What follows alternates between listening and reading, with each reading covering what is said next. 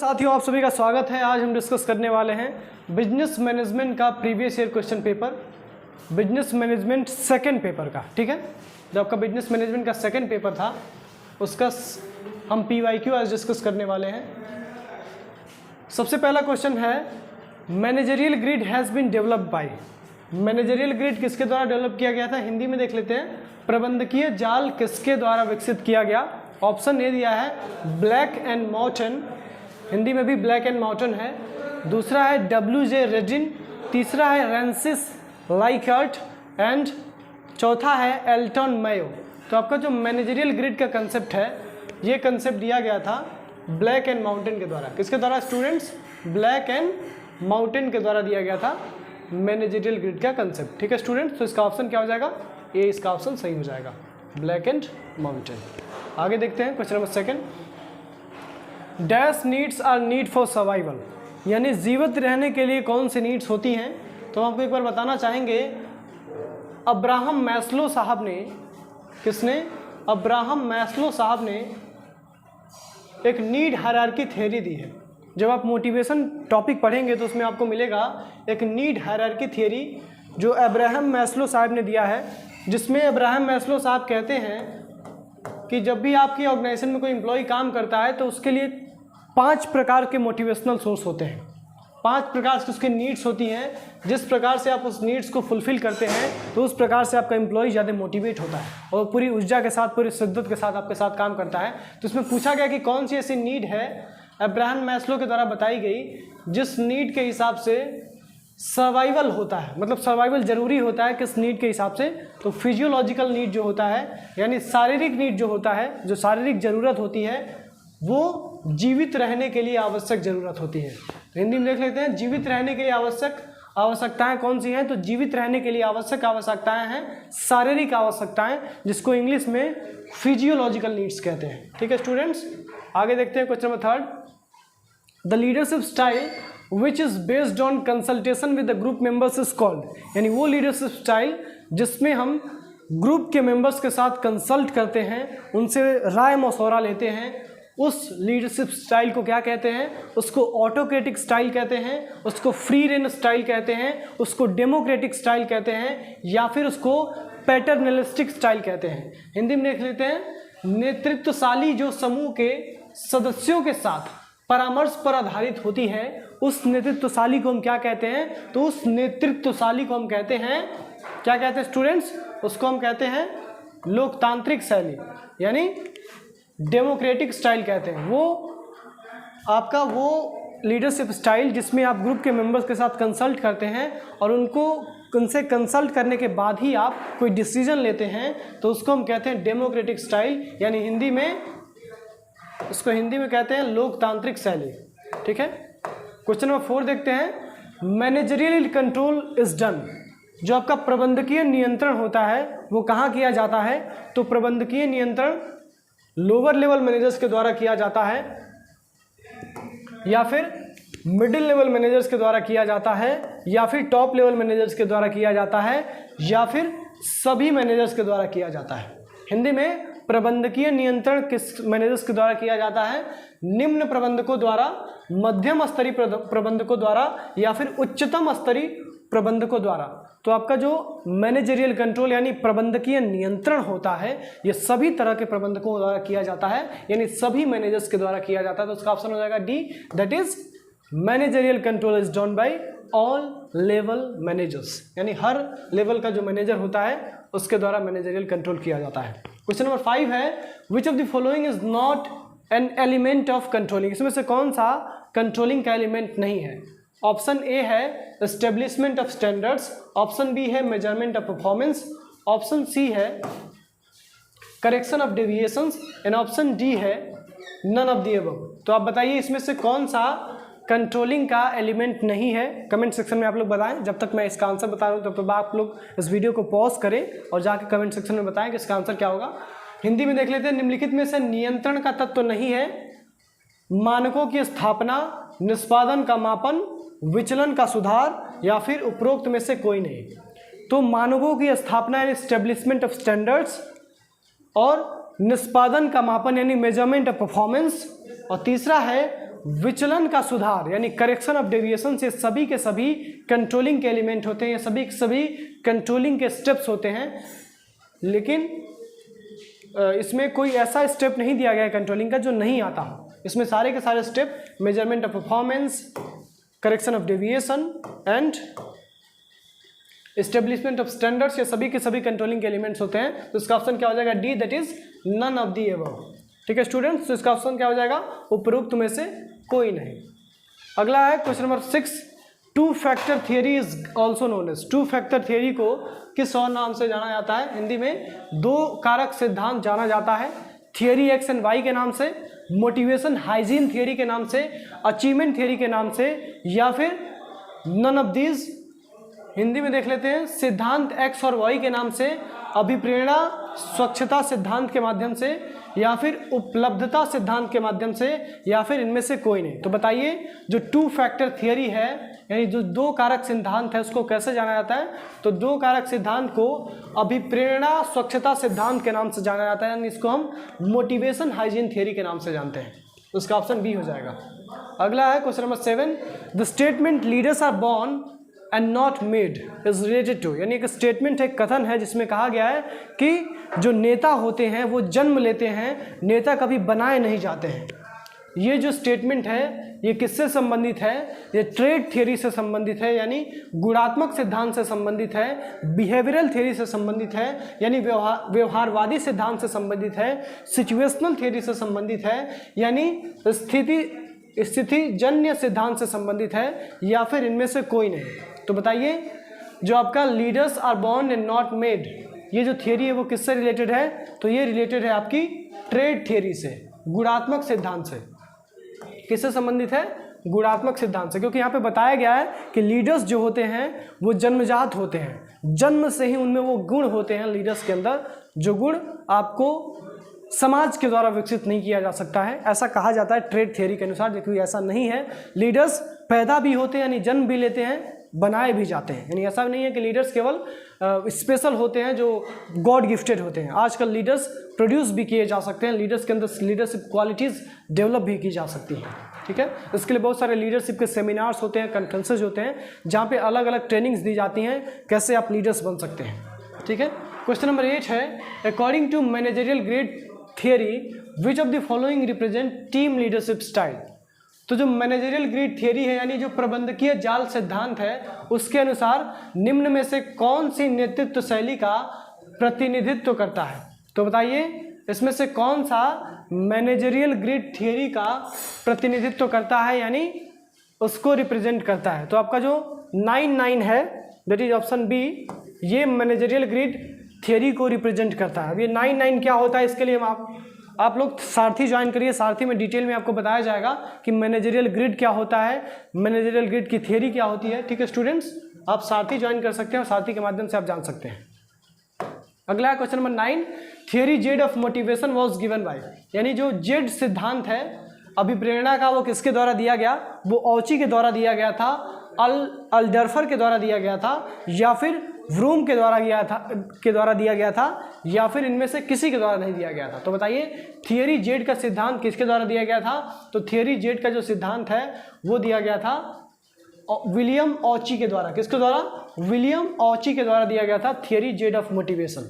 ठीक है स्टूडेंट्स, अगला है क्वेश्चन नंबर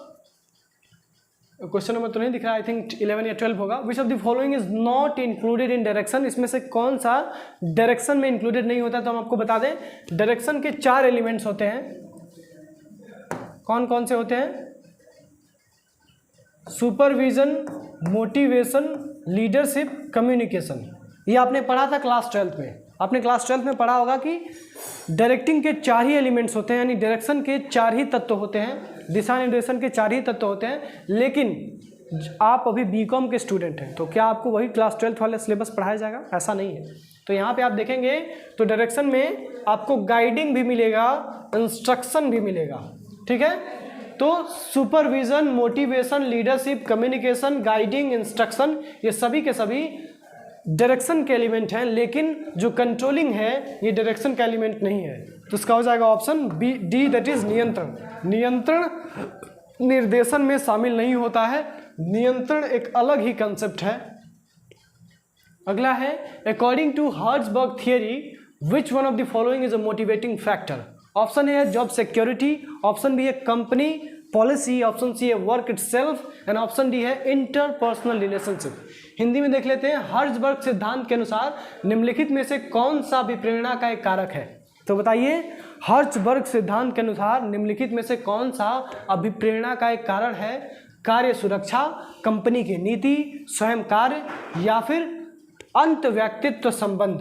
तो बताइए इसमें से कौन सा हर्ट्जबर्ग थ्योरी के अनुसार मोटिवेटिंग फैक्टर है। तो हर्ट्जबर्ग थ्योरी के अनुसार जो मोटिवेटिंग फैक्टर दिया है वो है आपका वर्क इटसेल्फ। जो वर्क इटसेल्फ है, this is a motivating factor according to Herzberg theory. Hindi में हर्ट्जबर्ग सिद्धांत के अनुसार जो स्वयं कार्य होता है ये एक अभिप्रेरणा का कारक होता है। जो स्वयं कार्य होता है वो एक अभिप्रेरणा का कारण होता है हर्ट्जबर्ग सिद्धांत के अनुसार। ठीक है, अगला है question number 12, which of the following is a financial incentives. देखिए, दो प्रकार के इंसेंटिव्स होते हैं। अपने ऑर्गेनाइजेशन के एम्प्लॉयज़ को मोटिवेट करने के लिए हम कभी कभी मॉनेटरी बेनिफिट देते हैं। जब अपने ऑर्गेनाइजेशन के एम्प्लॉयज़ को मोटिवेट करने के लिए हम कोई मॉनेटरी बेनिफिट देते हैं then this is called financial incentive. और जब हम उनको कोई नॉन मॉनेटरी बेनिफिट देते हैं, उनको प्रमोशन दे देते हैं, उनको रिकग्निशन दे देते हैं, उनको कोई अवार्ड दे देते हैं, उनको कोई बड़ा काम दे देते हैं, उनको कोई बड़ी अथॉरिटी दे देते हैं, तो इसको हम कहते हैं नॉन फाइनेंशियल इंसेंटिव। तो इसमें पूछा गया कि इसमें से कौन सा फाइनेंशियल इंसेंटिव है, यानी निम्नलिखित में से कौन सा वित्तीय लाभ है?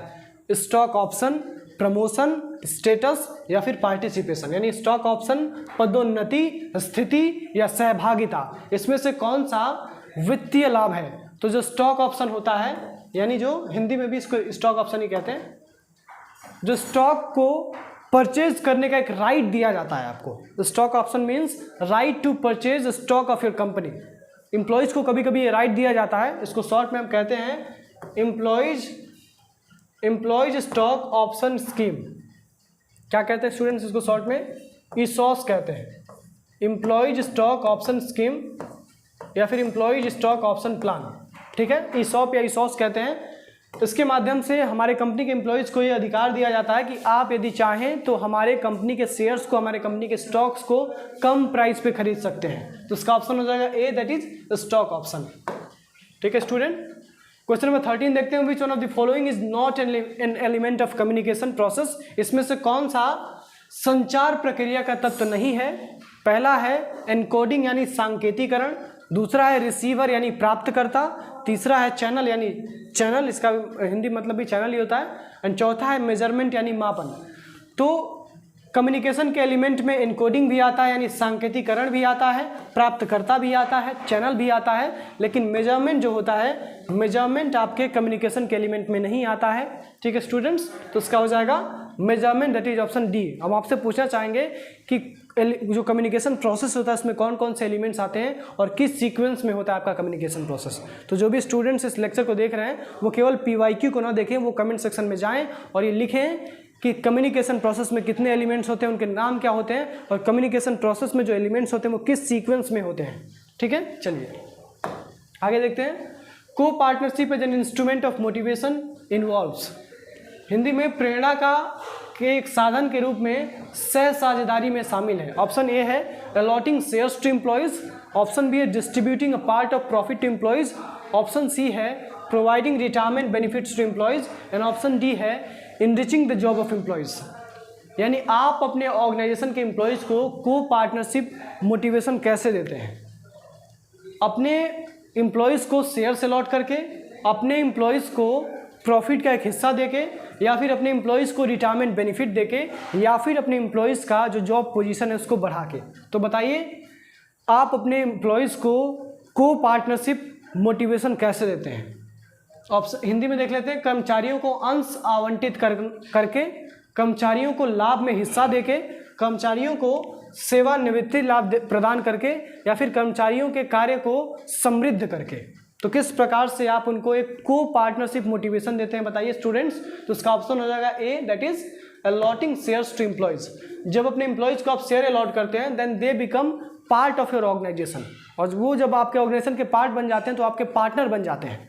तो इसीलिए इसका ऑप्शन ए सही हो जाएगा, कर्मचारियों को अंश आवंटित करना। जब कर्मचारियों का आप अंश आवंटित करते हैं तो कर्मचारी आपके ऑर्गेनाइजेशन के साझेदार बन जाते हैं, आपके संगठन के सदस्य बन जाते हैं। ठीक है स्टूडेंट्स, चलिए आगे देखते हैं। When the nature of the work performed by the employees motivates them, it is known as। यदि जो एम्प्लॉयज़ काम कर रहे हैं वो काम ही उनको मोटिवेट कर रहा है, यदि आपके ऑर्गेनाइजेशन के जो एम्प्लॉयज़ हैं वो जो भी काम कर रहे हैं वो अपने काम से ही ऑलरेडी मोटिवेट हो रहे हैं। जैसे हमारे टारगेट गुरुकुल के टीम मेंबर्स हैं वो अपने काम से ही मोटिवेट होते रहते हैं, भले उनको मॉनेटरी बेनिफिट, फाइनेंशियल बेनिफिट दिया जाए या ना दिया जाए, हम काम करते हैं तो अपने आप हमको मोटिवेशन आता है। तो बताइए इसमें किस रिवार्ड की बात की गई है। ऑप्शन ए है एक्सट्रिंसिक रिवॉर्ड यानी बाह्य पुरस्कार, ऑप्शन बी है इंट्रिंसिक रिवॉर्ड यानी आंतरिक पुरस्कार, ऑप्शन सी है फाइनेंशियल इंसेंटिव्स यानी वित्तीय प्रेरणा, या फिर इनमें से कोई नहीं। तो जब आपकी ऑर्गेनाइजेशन के एम्प्लॉयज़ अपने कार्य को करके ही मोटिवेट हो जाते हैं तो इसको हम कहते हैं इंट्रिंसिक रिवॉर्ड यानी आंतरिक पुरस्कार। ठीक है स्टूडेंट्स, तो इसका ऑप्शन क्या हो जाएगा, B, that is intrinsic reward यानी आंतरिक पुरस्कार। अगला है question number 16। In a change program change action cover all except one of the following. जो चेंज प्रोग्राम होता है यानी हिंदी में देख लेते हैं, जो परिवर्तन कार्यक्रम होता है उसमें से सब शामिल हैं। ये जो नीचे दिए गए ऑप्शंस हैं इसमें सब शामिल होते हैं, लेकिन सिवाय एक के। इसमें 4 ऑप्शन दिए गए हैं जिसमें 3 ऑप्शंस ऐसे हैं जो शामिल होते हैं आपके परिवर्तन कार्यक्रम में यानी आपके चेंज प्रोग्राम में, लेकिन एक ऐसा ऑप्शन दिया गया है जो शामिल नहीं होता। आपको पहचानना है कौन सा ऑप्शन है। ऑप्शन दिया गया ए चेंजिंग यानी परिवर्तन, ऑप्शन बी ह्यूमिलिएटिंग यानी अपमानित करना, ऑप्शन सी अनफ्रीजिंग यानी अनफ्रीजिंग, एंड ऑप्शन डी है रीफ्रीजिंग यानी नव आवरण। तो बताइए इसमें से कौन सा चेंज प्रोग्राम में इंक्लूड नहीं होता है। तो जो ह्यूमिलिएटिंग है यानी जो अपमानित करना है, अपमानित करना आपकी ऑर्गेनाइजेशन के चेंज प्रोग्राम में इन्वॉल्व नहीं होता है। ठीक है स्टूडेंट्स, चलिए आगे बढ़ते हैं। Question number 17। The scheme in which an employee is given an option to purchase shares at a future date at a predetermined price is termed as. तो हमने आपको बताया अभी कि एक ऐसा स्कीम यदि आपकी ऑर्गेनाइजेशन के द्वारा दिया जा रहा है कि आप अपने ऑर्गेनाइजेशन के एम्प्लॉयज़ को राइट देते हैं कि आपके ऑर्गेनाइजेशन के एम्प्लॉयज़ फ्यूचर डेट पे शेयर्स को खरीद सकते हैं कम प्राइस पे, जो प्राइस पहले से डिटरमाइन की गई है। तो उसको हम क्या कहते हैं, तो उसको हम कहते हैं एम्प्लॉयज स्टॉक ऑप्शन स्कीम। क्या कहते हैं स्टूडेंट्स, उसको हम कहते हैं employees stock option scheme. Option A इसका सही हो जाएगा, दैट इज ईसॉस। ईसॉस का फुल फॉर्म क्या है, एम्प्लॉयज स्टॉक ऑप्शन स्कीम। इसको ईसॉप भी कहते हैं यानी एम्प्लॉयज स्टॉक ऑप्शन प्लान। अगला देखते हैं question number 18। The retirement benefits include. Retirement benefits में क्या क्या आता है, हिंदी में सेवानिवृत्ति लाभों में शामिल है। तो सेवानिवृत्ति लाभों में प्रोविडेंट फंड स्कीम भी शामिल होता है, पेंशन स्कीम भी शामिल होता है, ग्रेच्युटी भी शामिल होता है। इसका ऑप्शन हो जाएगा D, that is all of the above. तो इसमें सारे के सारे शामिल होते हैं, आपके प्रोविडेंट फंड भी शामिल होते हैं, पेंशन स्कीम भी शामिल होता है, ग्रेच्युटी भी शामिल होता है। तो इसका ऑप्शन क्या हो जाएगा, D, that is all of the above. ठीक है स्टूडेंट्स, तो आगे बढ़ जाते हैं क्वेश्चन नंबर 19 की तरफ। The incentives given to employees for their psychological and emotional satisfaction is termed as. यानी कर्मचारियों को उनके मनोवैज्ञानिक एवं भावनात्मक संतुष्टि के लिए जो प्रोत्साहन दिया जाता है उसको क्या कहा जाता है। तो जो कर्मचारियों को उनके सेटिस्फैक्शन, उनके इमोशनल सेटिस्फैक्शन और उनके साइकोलॉजिकल सेटिस्फैक्शन के लिए मोटिवेशन दिया जाता है, this is called non financial incentives. So non financial incentives यानी गैर वित्तीय प्रेरणाएं ऐसी प्रेरणाएं होती हैं जिसके माध्यम से आप अपने ऑर्गेनाइजेशन के एम्प्लॉयज़ को इमोशनल सेटिस्फैक्शन यानी भावनात्मक संतुष्टि देते हैं, उनको आप साइकोलॉजिकल सेटिस्फैक्शन देते हैं यानी मनोवैज्ञानिक संतुष्टि देते हैं। तो इसका ऑप्शन क्या हो जाएगा, A, that is non financial incentives, that is गैर वित्तीय प्रेरणाएं। अगला है question number 20। Which of the following is not the form of an autocratic leader. इसमें से कौन सा ऑटोक्रेटिक लीडर का फॉर्म नहीं है। तो स्ट्रिक्ट भी होता है ऑटोक्रेटिक लीडर का फॉर्म, बेनिवोलेंट भी होता है, इनकम्पिटेंट भी होता है, लेकिन फ्री रेंज जो है ये आपके ऑटोक्रेटिक लीडर का फॉर्म नहीं होता है। तो इसका ऑप्शन क्या हो जाएगा स्टूडेंट्स, डी सही हो जाएगा, दैट इज स्वतंत्र रेस। इंग्लिश में free range leadership is not a form of autocratic leadership. ठीक है, अगला है question number 22। The subordinates maturity in the Hersey Blanchard situational model refers to there. यानी हर्सले ब्लांचार्ड सिचुएशनल मॉडल में अधीनस्थों की परिपक्वता उनको संदर्भ देती है। किस चीज़ की संदर्भ देती है? नॉलेज और स्किल्स की, यानी ज्ञान और कौशल की। साइकोलॉजिकल मैच्योरिटी की, यानी मनोवैज्ञानिक परिपक्वता की। तो ये दोनों की देती है, ज्ञान और कौशल की भी देती है, और इसके साथ साथ मनोवैज्ञानिक मैच्योरिटी, यानी मनोवैज्ञानिक जो आपकी परिपक्वता है, साइकोलॉजिकल जो मैच्योरिटी है, ये दोनों के दोनों हो जाएंगे आपके नॉलेज एंड स्किल्स भी और साइकोलॉजिकल मैच्योरिटी भी। किसमें बात की गई है? इसमें बात की गई है जो सबऑर्डिनेट्स की मैच्योरिटी है, हर्सले ब्लंचार्ड सिचुएशनल थ्योरी के अनुसार वो कब होता है, तो वो कैसे होता है? वो नॉलेज एंड स्किल्स के माध्यम से भी होता है और वो साइकोलॉजिकल मेजोरिटी के माध्यम से भी होता है। तो इसका ऑप्शन क्या हो जाएगा स्टूडेंट्स? इसका ऑप्शन सी हो जाएगा। अगला question number 23, the Ohio state leadership studies revealed dash and initiating structure as two major dimensions of leadership behaviour, यानी ओहियो राज्य नेतृत्व शैली स्टडीज के नेतृत्व व्यवहार के दो प्रमुख आयामों के रूप में शुरुआती संरचना और क्या है। यानी एक साहब है जिनका नाम है द ओहियो, इन्होंने एक लीडरशिप स्टाइल बताया है, लीडरशिप स्टडी बताया है, जिसमें इन्होंने इनिशिएटिंग स्ट्रक्चर के बारे में बताया, यानी हिंदी में इसको कहते हैं प्रमुख शुरुआती संरचना के बारे में बताया है, और एक और चीज़ के बारे में बताया। तो दूसरी चीज़ क्या है? दूसरी चीज़ है कंसिडरेशन, यानी आपको हम एकदम सिंपल लैंग्वेज में बता देते हैं, लेमन लैंग्वेज में बता देते हैं। जो ओहियो साहब हैं उन्होंने लीडरशिप स्टाइल बताया है। उन्होंने बताया है कि जो लीडरशिप स्टडी होता है इसमें इनिशिएटिंग स्ट्रक्चर यानी शुरुआती संरचना के साथ साथ कंसिडरेशन यानी प्रतिफल की भी आवश्यकता होती है। ठीक है स्टूडेंट, तो इन्होंने दो डायमेंशंस के बारे में बात किया है, इनिशिएटिंग स्ट्रक्चर के बारे में और दूसरा है कंसिडरेशन के बारे में। अगला है question number 24, according to Fiedler's contingency model of leadership which one of the following is not a contextual variable, यानी Fiedler's contingency model of leadership के अनुसार इसमें से कौन सा कंटेक्चुअल वेरिएबल नहीं है। ऑप्शन ए है leader member relationship, option B है टास्क स्ट्रक्चर, ऑप्शन सी है position power and option D है प्लानिंग सिस्टम। तो जो आपका Fiedler's contingency model of leadership है इसमें कंटेक्चुअल वेरिएबल में लीडर मेंबर रिलेशनशिप भी आता है, टास्क स्ट्रक्चर भी आता है, पोजीशन पावर भी आता है। लेकिन यहाँ पे ध्यान देना, यहाँ पे पूछा गया कौन सा नहीं आता है, इसमें कौन सा नहीं आता है, तो नहीं कौन सा है इसमें? योजना प्रणाली यानी प्लानिंग सिस्टम जो है, this is not a part of contextual variable of Fiedler's contingency model of leadership. ठीक है स्टूडेंट्स, हिंदी में पढ़ लेते हैं। फिडलर के नेतृत्व के आकस्मिक मॉडल के अनुसार निम्नलिखित में से कौन सा एक प्रासंगिक चर नहीं है?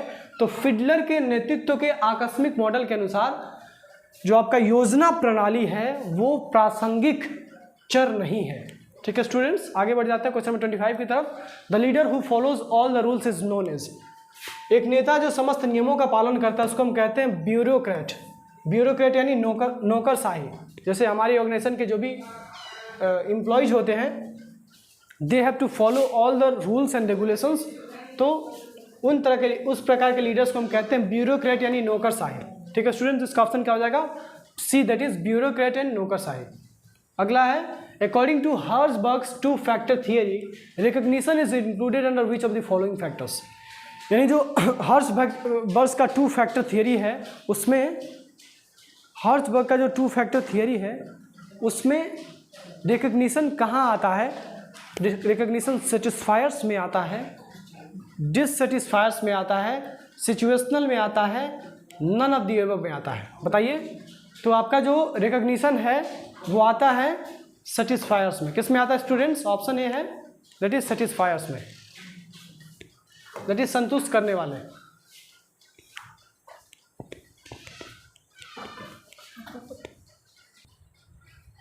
तो स्टूडेंट जो हर्ट्जबर्ग थियरी है, टू फैक्टर थियरी, इसमें जो रिकग्निशन होता है वो रिकग्निशन जो फैक्टर होता है वो सेटिस्फायर्स के अंदर आता है। कहाँ आता है स्टूडेंट्स? वो सेटिस्फायर्स के अंदर आता है।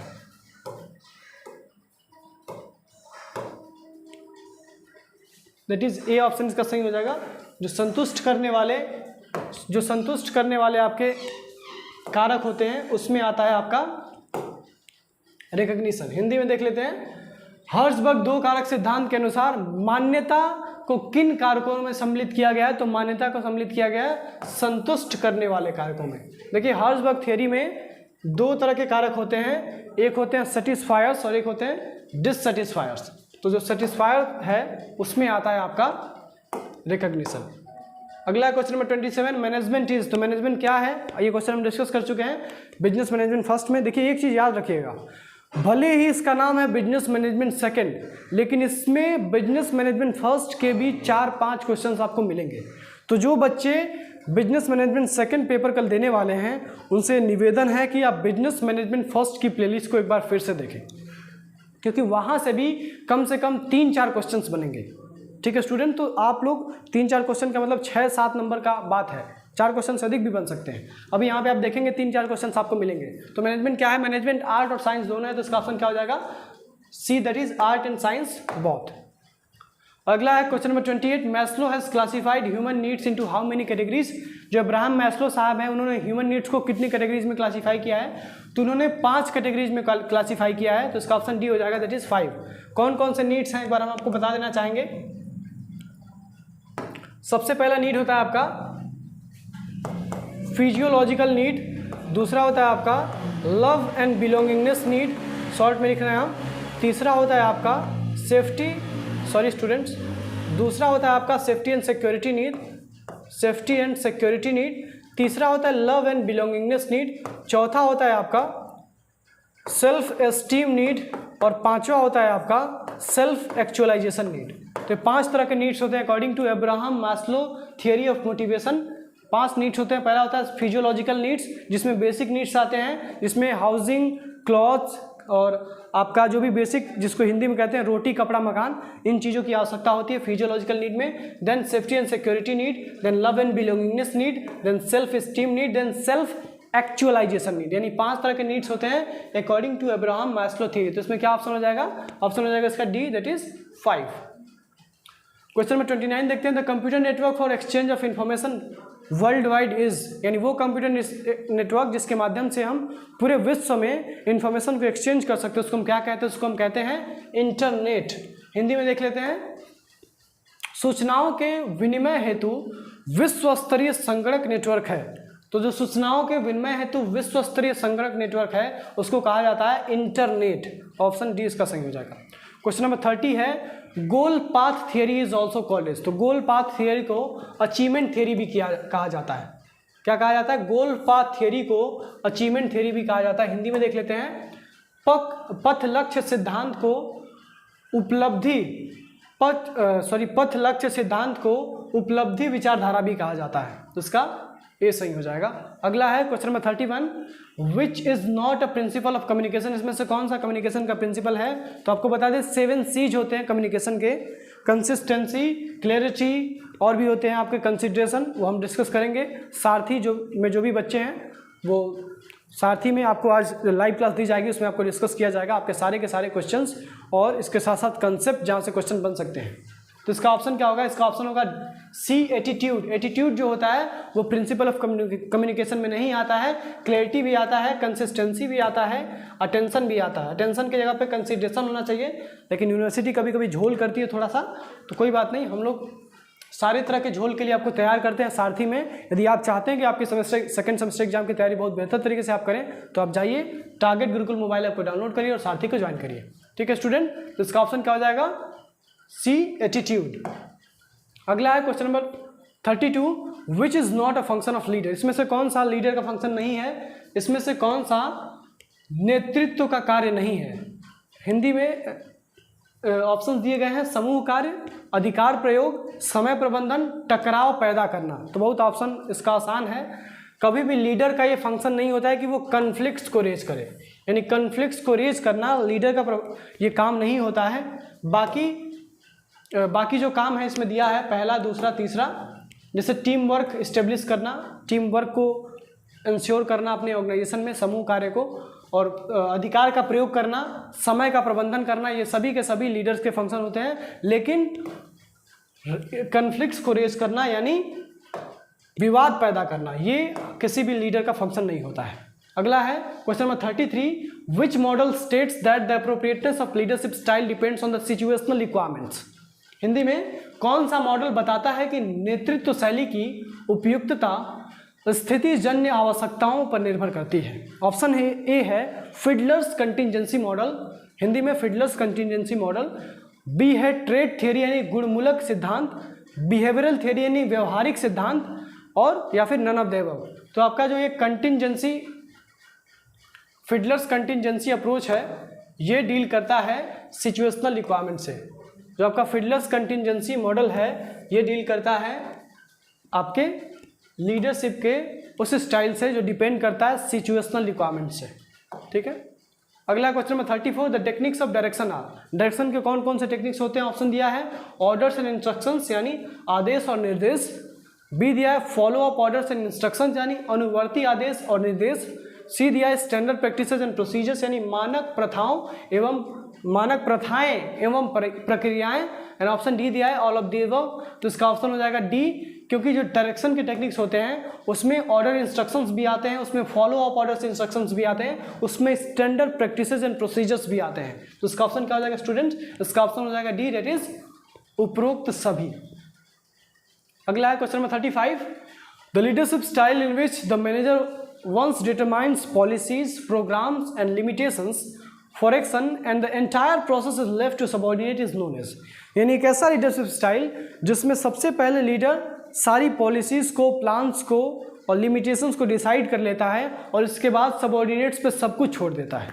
तो इसको हम कहते हैं फ्री रेन लीडरशिप। इसको क्या कहते हैं स्टूडेंट्स? इसको हम कहते हैं फ्री रेन लीडरशिप, जिसमें जो लीडर होता है वो सारी पॉलिसीज, प्लान्स और लिमिटेशंस को बता के सब कुछ अपनी ऑर्गेनाइजेशन के फॉलोअर्स पे, अपने ऑर्गेनाइजेशन के एम्प्लॉयज़ पे छोड़ देता है। तो उसको हम कहते हैं फ्री रेन लीडरशिप यानी हिंदी में खुली रेस नेतृत्व। अगला है question number 36, which of the following is not included in the models of directing. इसमें से कौन सा डायरेक्टिंग के मॉडल में इंक्लूड नहीं होता है? हिंदी में निम्नलिखित में से निर्देशन के मॉडल में कौन सम्मिलित नहीं है? तो निरंकुश भी सम्मिलित होता है, कस्टोडियल यानी हिरासत भी सम्मिलित होता है, सपोर्टिव यानी सहायक भी सम्मिलित होता है, लेकिन इक्विटी यानी समता सम्मिलित नहीं होता है। क्या सम्मिलित नहीं होता है? समता डायरेक्टिंग के मॉडल्स में सम्मिलित नहीं होता है। Equity is not included in directing. तो इसका ऑप्शन क्या हो जाएगा स्टूडेंट? इसका ऑप्शन हो जाएगा डी। अगला है faulty translation falls under which of the following barriers. Faulty translation यानी आप बोल कुछ और रहे हैं और हम उसका मतलब कुछ और निकाल ले रहे हैं, तो एक तरह की लिंग्विस्टिक बैरियर है। तो ये हो जाएगा आपका ऑप्शन सेमेंटिक बैरियर, यानी शब्दार्थ बाधाएं।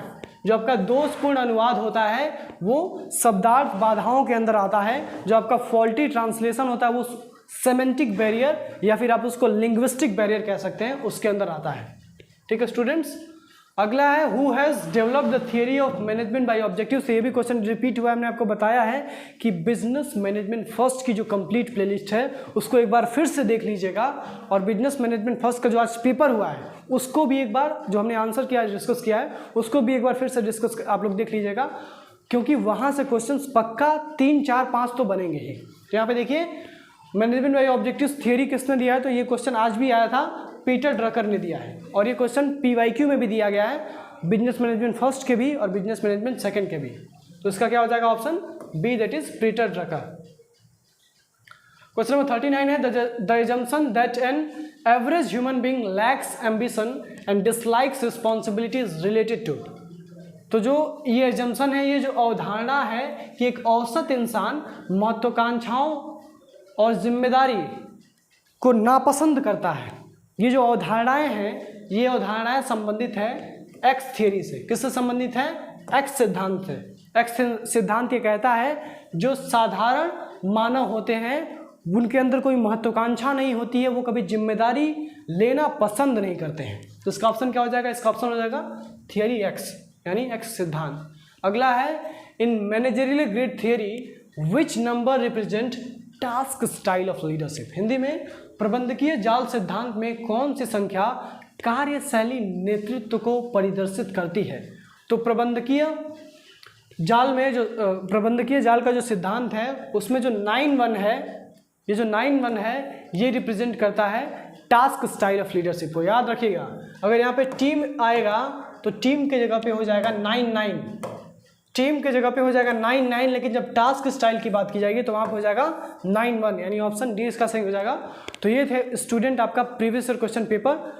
इससे आप आकलन कर सकते हैं कि बिजनेस मैनेजमेंट सेकंड में किस प्रकार के क्वेश्चन बनते हैं। जब आप क्वेश्चन पेपर देख रहे होंगे तो आपको ऐसा लग रहा होगा कि बिजनेस मैनेजमेंट सेकंड का पेपर उतना आसान नहीं है जितना कि बिजनेस मैनेजमेंट फर्स्ट का है। तो आपके पास अभी भी वक्त है, जाइए टारगेट गुरुकुल मोबाइल ऐप को डाउनलोड करिए, सारथी को ज्वाइन करिए। आपका जो भी डर है सेमेस्टर एग्जाम को लेके, बिजनेस मैनेजमेंट सेकंड के पेपर को लेके, वो सब कुछ समाप्त कर दिया जाएगा आपका डाउट क्लास के माध्यम से और आपके सारथी में जो पीडीएफ्स दिए जाएंगे उसके माध्यम से। सो दैट्स ऑल स्टूडेंट्स, मिलते हैं अगले लेक्चर में। और यदि आप चाहते हैं कि और भी बेहतर तरीके से आप तैयारी करें, और यदि आप चाहते हैं कि आपको ये पीडीएफ भी मिले और इसके अलावा और भी मोस्ट एक्सपेक्टेड क्वेश्चंस मिले, मिड टर्म के लिए थ्योरेटिकल क्वेश्चंस मिलें, तो जाइए सारथी को ज्वाइन करिए। दैट्स ऑल, मिलते हैं अगले लेक्चर में।